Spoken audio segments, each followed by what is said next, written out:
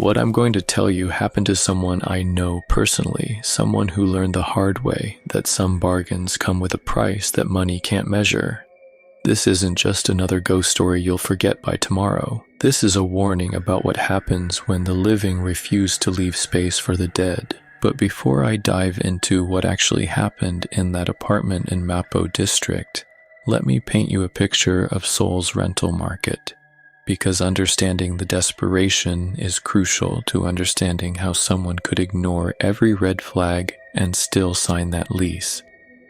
Seoul is ruthless when it comes to housing. The average worker spends over half their income just to secure a tiny room in a neighborhood they can barely pronounce. Construction workers like our main character, they're the invisible backbone of this sprawling city, building tomorrow's skyscrapers while struggling to afford yesterday's cramped studios.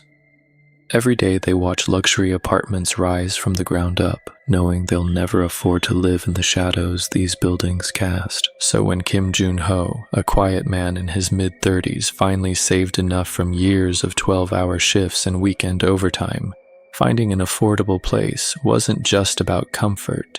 It was about dignity, about finally having something that belonged to him in a city that seemed determined to keep him on the margins. The apartment he found seemed like a miracle. One bedroom, recently renovated, modern fixtures, and situated in Mapo district, where young professionals and artists created a vibrant community. The monthly rent was nearly 40% below market rate for similar properties in the area. Any rational person would have walked away. But rationality is a luxury when you've been sleeping on a friend's couch for 3 months. The real estate agent, a woman in her 50s with tired eyes and a practiced smile, met him at the building on a Tuesday afternoon. The lobby was clean, the elevator worked smoothly, and the hallway carpets looked recently replaced. Everything appeared normal, almost disappointingly so for such a bargain.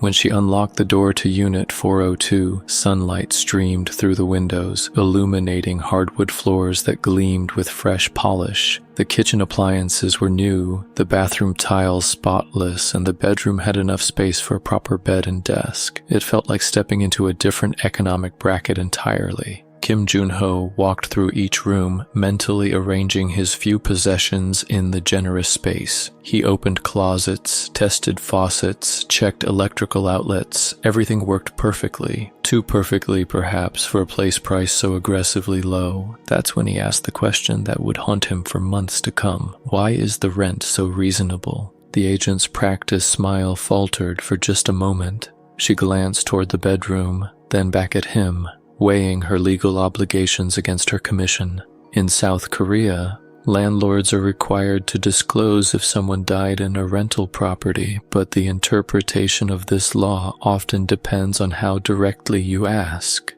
She cleared her throat and spoke carefully, choosing each word with the precision of someone who had given this explanation before.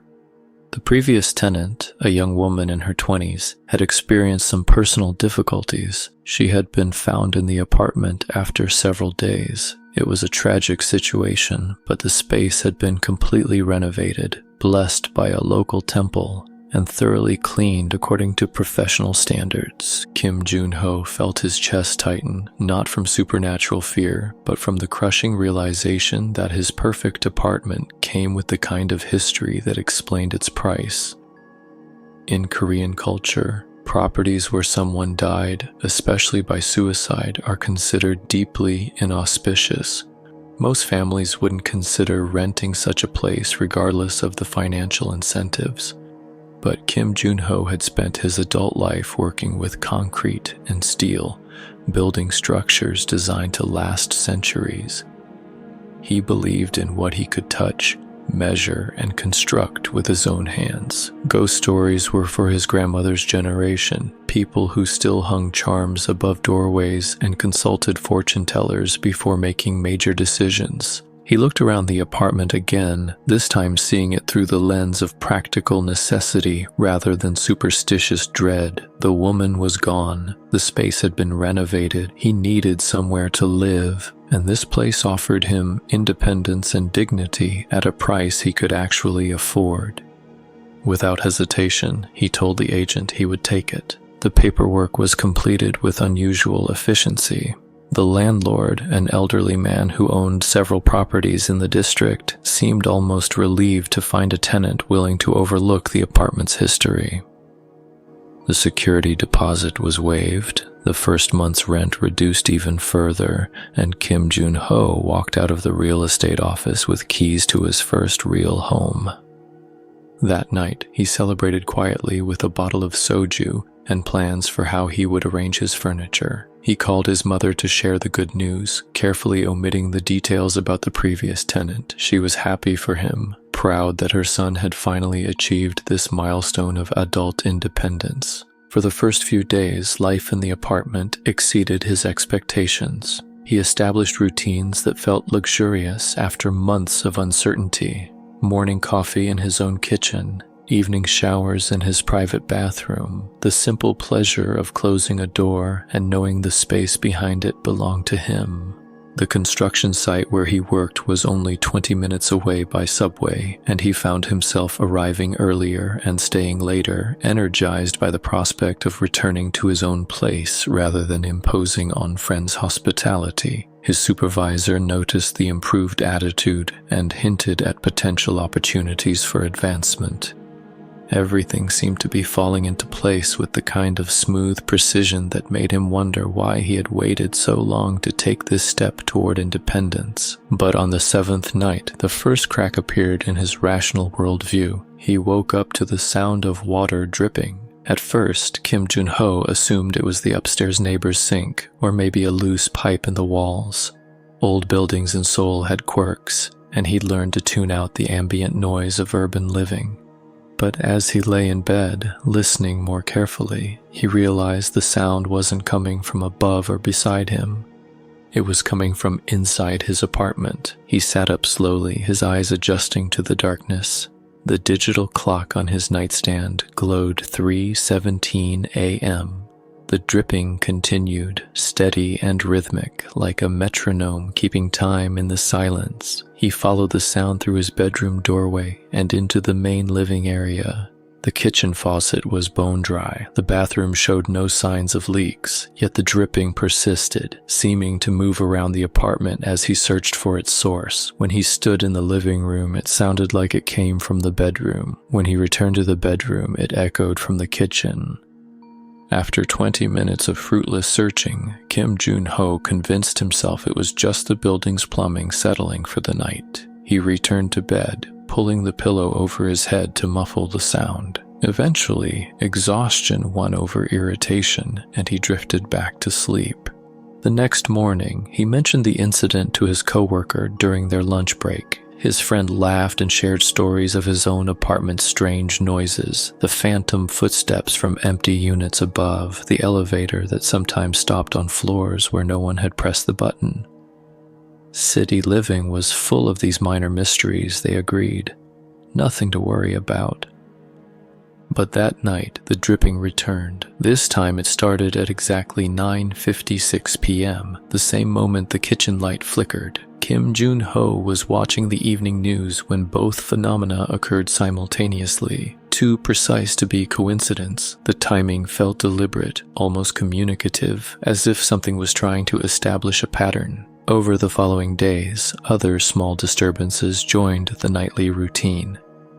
His alarm clock would reset itself to random times, causing him to oversleep twice in 1 week. The thermostat would adjust itself to uncomfortably cold temperatures while he slept, leaving him shivering under blankets that seemed inadequate no matter how many layers he added. Food in his refrigerator would spoil faster than it should, developing an odd sweet smell that reminded him of flowers left too long in stagnant water.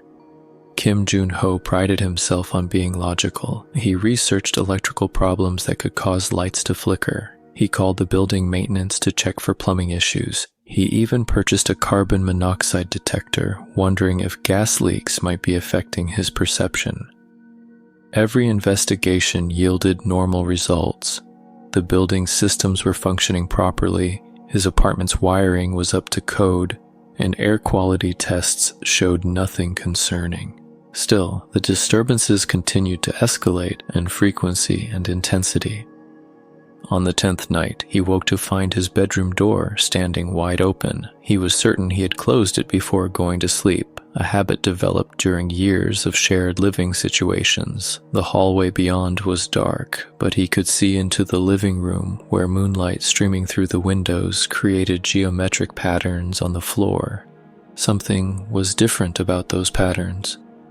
They seemed to shift and move when he wasn't looking directly at them, like shadows cast by objects that weren't there.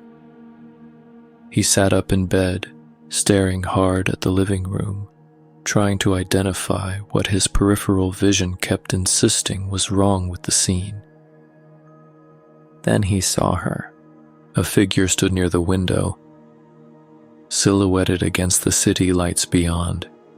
At first he thought it might be a coat hanging from a hook he had forgotten about, or perhaps the way the curtains were bunched created an illusion of human form. But as his eyes adjusted, the shape became unmistakably that of a woman. She wasn't moving, wasn't breathing, wasn't doing anything that would identify her as alive. She simply stood there, facing the window, her hair hanging long and straight down her back. Her posture was wrong somehow, too rigid, like a mannequin positioned by someone who had never seen a human being stand naturally. Kim Joon-ho stayed in that apartment for 3 more months after the Mudang's ritual. The disturbances stopped, but something had changed in him permanently. He could never again dismiss the possibility that some things exist beyond what we can measure and build with our hands. He moved out quietly one December morning, leaving no forwarding address with the landlord. The apartment went back on the market within a week, priced even lower than before. Because word travels fast in tight neighborhoods, and stories like this one have a way of following properties through multiple listings and desperate tenants. The building still stands in Mapo district. The apartment is still available for rent, still suspiciously affordable, still drawing the attention of people whose desperation outweighs their caution. The real estate agent, now in her 60s, still shows the unit with that same practiced smile, still weighs her legal obligations against her commission when potential tenants ask the right questions. But here's what makes this story different from all the other ghost tales you've heard. Kim Joon-ho isn't sharing this as entertainment. He's sharing it as a warning, because in a city where housing costs can destroy dreams and force impossible choices, he wants people to know that some bargains aren't worth the price you pay in sleepless nights and questioning your own sanity. So the next time you're scrolling through rental listings at 2 in the morning and you find that perfect place priced too low to believe, remember Kim Joon-ho's story.